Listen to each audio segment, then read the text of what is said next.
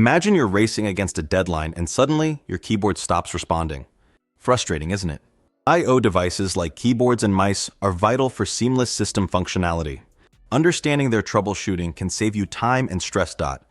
These devices are the unsung heroes of our digital interactions.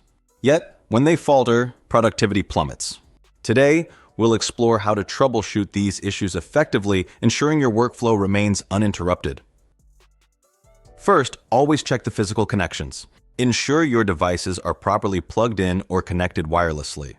Inspect cables for any visible damage or loose connections, replacing them if necessary. Next, test the device on another system. This helps determine if the issue lies with the device itself or the original system. If it works elsewhere, the problem might be with your system's ports or drivers. Verify that the appropriate drivers for your I/O device are installed and up to date. Use the device manager to uninstall and reinstall drivers if necessary, ensuring optimal performance. For powered devices, ensure they receive adequate power. Check battery levels for wireless devices and replace them if needed. This simple step can often resolve connectivity issues. Check for hardware conflicts or error codes in the device manager.